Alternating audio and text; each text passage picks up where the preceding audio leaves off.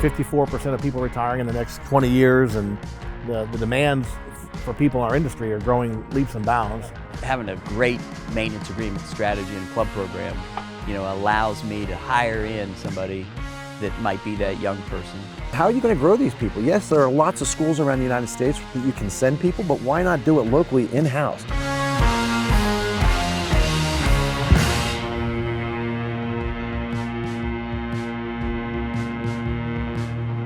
Hey guys, if you're enjoying these episodes here of our Unfiltered podcast, be sure and join us live in Las Vegas, because you think it's fun watching. It's going to be a way more fun if you're there with us in the audience. Have a glass of whiskey and some good conversation. Get registered at epic2020event.com. We all know that contractors are good at what they do for the most part. They tend not to be as good at marketing their business, right? They can turn the wrench. You get them a call, they can do something with it, but you got to get them that call, right? And so they don't tend to be good at marketing for even what they do. I mean, they're not going to be that good at marketing for talent, right? And so that's where EGIA steps in, and we say, okay, we have done that for you. We've created some tools and resources for you as a contractor that you can use to market these positions and these opportunities. That's what I did when I did the Ignite event.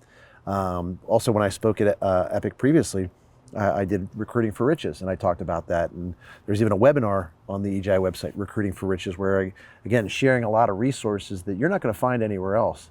And the thing that we have coming this year by Epic, hopefully, is a career hub. And that's going to be a lot of tools and resources for contractors to access, but also for people who are looking towards the trade and say, how do I get into the trade? What are the opportunities? And so, contractors will be able to use these resources, as will people who are looking towards the trades. And so hopefully that'll become a meeting place, right?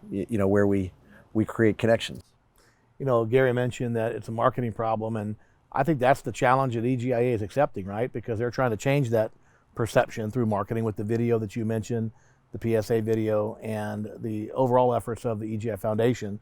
They're stepping up to the plate. When you talk about $10 a month of every membership, it's $100,000 a year if you do the math on it. That's a significant contribution. So EGI is putting their money where their mouth is. It's not just about helping contractors get better, but it's about looking out to the next generation. And how do we meet the challenges of really one of the most difficult problems we have in the industry, which was, I think the statistic was 54% of people retiring in the next 20 years, and the demands for people in our industry are growing leaps and bounds. Going up. Yep. And how do we bridge that challenge? And it's an issue that contractors, for their own well-being, need to look at and say, how do I get involved? One of the ways to do that is to support the foundation, even just through their memberships, because a portion of that membership is going to support the work of the foundation, changing the marketing image, letting people know, the parents know, this is an honorable industry. It's an important industry. You think about, what are the industries that rely on refrigeration and cooling?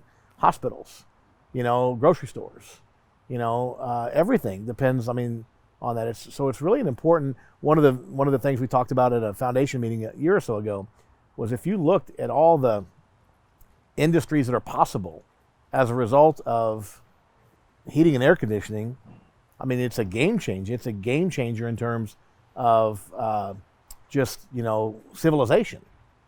So it's a great place to be. It's been kind to all of us, for sure. And I just appreciate EGIA taking that challenge seriously and putting their money where their mouth is and doing something about it. Two things come to mind listening to you. So where we are here in Arizona, Phoenix, the state of Arizona has made air conditioning. They listed the products that have changed the state. And so there's a list of 10 products that, made Arizona a great state. Air conditioning is the number 4 product. Wow. You can't settle the valley here without air conditioning. Right. So they credit air conditioning as one of the mechanisms that allowed the valley here to grow, because you could build commercial buildings and air condition them. Back in the day when we were using swamp coolers, you really just couldn't build and develop the way you can. So, right. Yeah, to your point. And then I think a second point is, while the foundation is doing its part, our contractors need to understand how important it is for their image, their pricing strategy, their ability to train and put technology in technicians' hands and really get people the best in class training. If you're charging too little, you can't do that. You can't afford to do that. So if you're looking to grow your business, I think you have to look at the things you're doing in order to create that brand and that image that allows you to hire that individual, train them, and bring them in so that they feel inspired that this is a great place to work. And I think a lot of our industry is, we're stuck in a lot of cases on the idea that the customer won't pay me, X amount of dollars. We're worried about the guy yelling at us for the contactor that we charged him, $200 to replace. And that's what we focus on instead of focusing on the idea that we need to charge, $220 for a contractor so that I can hire, I can hire your son and bring Thanks, them in Gary. and train them. Thanks, Yeah, Gary. absolutely. Can I hold you to that? Absolutely, absolutely. I'll talk to him. Absolutely. So if we don't get out from under that particular conundrum as contractors, then we're also going to be stuck. So we need to be doing all of those things. Just the bottom line of the conversation, it's a serious problem. We all know that. Everybody watching this podcast knows that. The EGF Foundation is doing something about it, and EGIA is supporting that effort with significant money, time, energy, and effort. Concluding thoughts, Drew?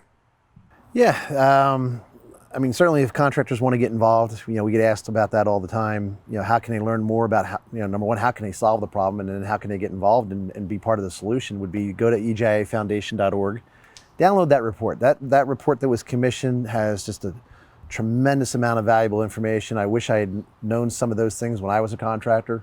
Would have helped me better understand the marketing message and where I needed to target, my messages and what that message needed to be. Like I said, the resources that are going to be coming online are going to be fantastic. So they weren't available back in the day because, of course, the internet was not a thing when I was a contractor back in the early 90s. But the cool thing I think about this, and I talked about this at Ignite, and I talk about this when I do my recruiting events, these are American jobs. These cannot be shipped overseas. Okay, in our lifetime, you will not be downsized by a robot or automation in the home, right? Because it's going to require salespeople to go in and assess problems, to design solutions, right? It requires technicians to go in and figure out what's going on and then solve those problems. They're going to be hands-on, so you can't be downsized. A lot of these careers that are coming out of colleges, they're going to be taken over either overseas, or they're going to be automated by AI possibly. Yep. And so you may have a 3 to 5 or 10 year career coming out of college, but then you're going to have to find something else. Yep. And so these are jobs that will be long term, and I love that because this is what we do. Like you said, this is the industry that has given us everything. So I'm passionate about the recruiting side of this because I know the life that it can give you. The reason we all give back is because this is an industry that has given us all everything, right? And so we need to find a way as a collective to get that message out there so that more people see that, and that we're not taking on the debt, and that, they're not going to be obsolete, have obsolete jobs, somewhere down the line. Yep. That they'll have fulfilling jobs. And the individual contractor, we know about the problem, but we can't just sit and complain about the problem and wait for someone else to fix it. Contractors need to be out at the job fairs, talking to people, talking to kids, talking to parents, showing the video, and talking about this industry as a first career choice, not a second or third choice. But it's up to the individual contractor to support the foundation, of course, and through their membership and other activities they do. But we've got to have a hands-on approach. Have these conversations at career fairs. Get out to the high schools. Talk to kids. Like you said, junior high even. Go in and if you got a kid in junior high, go in and talk about the virtues of the trades and the life it's provided for the contractor.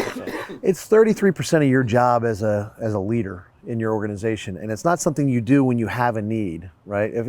If you wait to hire and recruit when you need somebody badly, too late. You'll hire badly, right? So you need to be doing this all the time. Have your golden list of contacts, ready to go. And you should be a phone call away or an email or a text message away from your next hire for any position within your organization. That's what I try and set up with all my clients is, I don't want you to have to go out and, recruit through the traditional media. I want you to be meeting these people and have a network that you can reach out to and touch at any given point in time.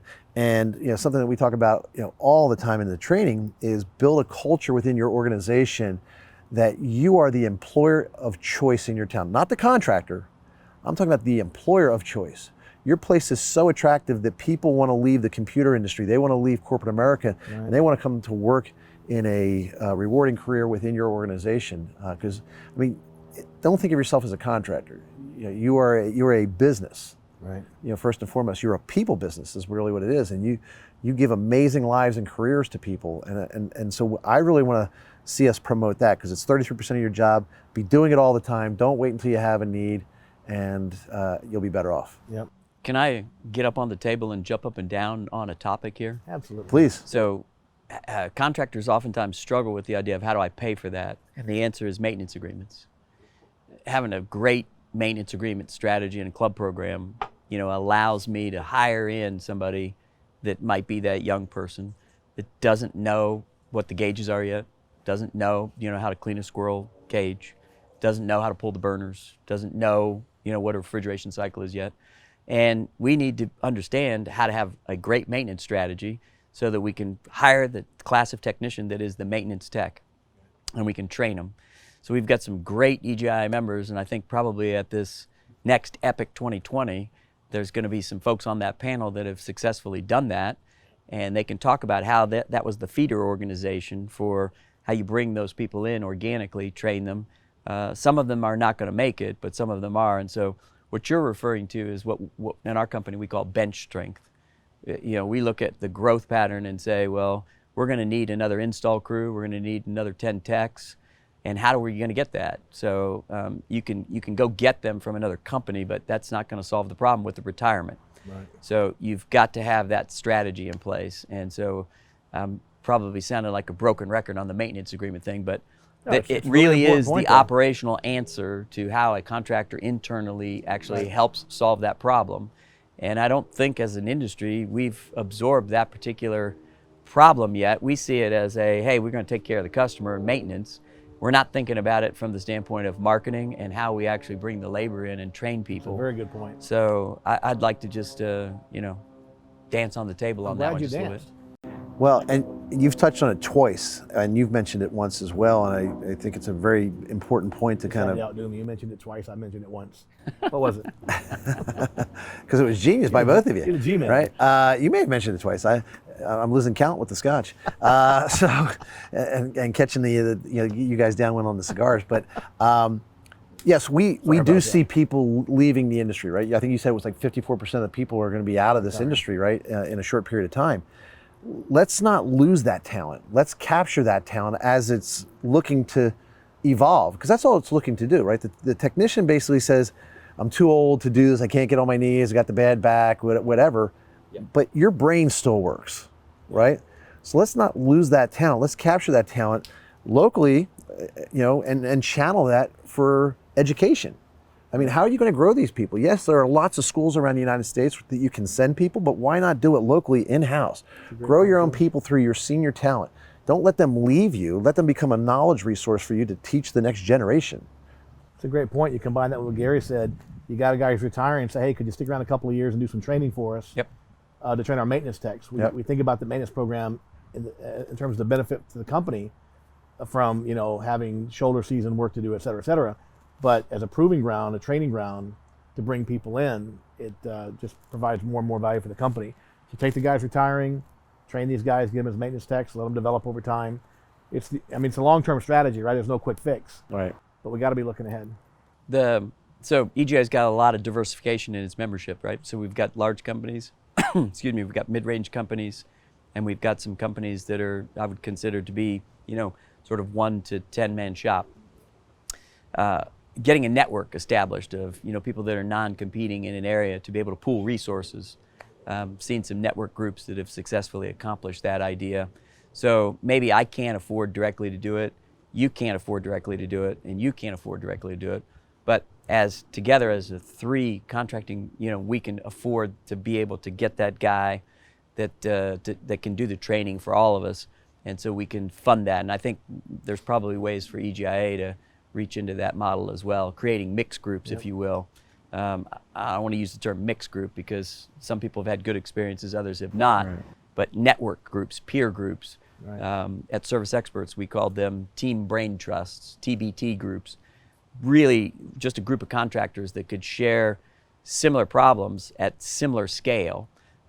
I don't have, $100,000 to dedicate to full-scale training, but the three of us together, maybe we can afford 33 each. And so I think that's another alternative that the smaller mid-range contractors can work out. The problem is not going away, so we have to deal with it, and we have to be thinking outside the box. So we may never have met or loved each other before, but if we work together as an organization, you can solve a problem using pooled resources. Russ is going to be doing that this week. Interestingly enough, we had companies that came to an EGIA training, and they liked the content so much, but they'd only sent a couple guys. And so, like you said, they're smaller companies, but they're regionally they're in proximity to one another, and proximity is power. So they said, well, like I said, we don't have the money maybe to bring Russ out by ourselves, but how about we bring him out together? And that's what Russ will be doing this week. He'll be teaching somewhere, I think he's in Michigan somewhere, Minnesota, somewhere cold and cold and snowy. But he'll have two contractors coming together, technicians and salespeople that are, crowdsourcing funds to work together. And that's one of the beautiful parts of EGIA is the crowdsourcing of resources. And the foundation is just another piece. So there's Contractor University, and then the foundation, which is a whole nother list of resources that, as of yet, I don't think we've really pushed it out there, but 2020 is the year that we have talked about making the foundation kind of front and center to the EGIA members, because we know now's the time to close the skills gap. I can feel the supplier relationships in there coming from the supplier side. Historically, can we use some of the co-op dollars that we would normally spend to sell a box on marketing? Can we work with our suppliers to help support that process as well? As a supplier, we're interested in growing our unit sales, our parts and mix sales. That's the perspective of the distributor and or the manufacturer. Why not ask those people to join in on that platform and say, hey, I'm going to be able to sell more of your product and services long term if I have the labor to do so. This is a problem that I need to enjoin those types in the channel. So I would throw that out there as an idea as well. I would say too that the individual contractor has a responsibility here to help solve this problem. And I think that requires having more of an abundance mindset. You had mentioned earlier these groups getting together and training people. I was at a client's place down in San Diego just a couple weeks ago, and they have an in-house training program. And they had 12 people that were starting this program to become a maintenance tech. And I asked the owner of the company, how many of these people will you hire? He said, we'll take the top 3 or 4. I said, where do the other 8 go? He goes, well, they'll go to my competition. Right? He had an abundance mindset. He wasn't afraid of training people that might go to a competition. In our industry, there seems to be this, almost a scarcity mentality, right? Like, I don't want to train somebody and they go to work for somewhere else. Listen, doctors and lawyers, law firms and hospitals don't worry about training their doctors and nurses and worry about the fear, well, what if they go somewhere else, right? They train them so they're better, the industry improves. So we have to have an abundance mentality. The contractor has a huge responsibility here to open up to training and not be so worried. Well, what if the guy leaves? Well, so if he leaves, you'll have a better competitor. You'll have somebody who knows what they're doing. So we have to really have the mindset of abundance to improve the situation. I taught a class in Las Vegas a couple weeks ago, and it was on human resources, and we talked about this very issue. And I said, and I had just read, leading up to it, maybe even flying out there. That's the great thing about when you come to an EGIA training event, especially with any of us, right? I mean, we work on our content like right up to the minute of the class, right? I mean, we're always finding something new to slip in there. And this was a great line. I'm going to paraphrase it, but it said, you should train your people so well that they could leave you and go into business against you, and you'd be okay with it. But you want to make your place of employment so great that they never would. Right? And I think if we focus with that mindset of abundance and have an infinite mindset versus a finite mindset, we will solve this problem. Sooner rather than later. So EGIFoundation.org. .org. Support it. EGI members are supporting it through their membership. And, Alwaysindemand.com. video? alwaysinthemand.com. Powerful video. Yeah. And should be used a lot to talk to kids, families, trade schools, high schools. Put it on your website. Put it on your website. Yeah. Take personal responsibility for the marketing problem. Set up a marketing funnel in your organization that deals with recruiting as a marketing problem, not just lead generation to find more jobs, but marketing to the community. You have to have that marketing funnel. And with that pearl of wisdom, we'll Here's wrap to this, closing the episode skills up. gap. Thanks, guys. It's pretty good scotch. Yeah. Nice work.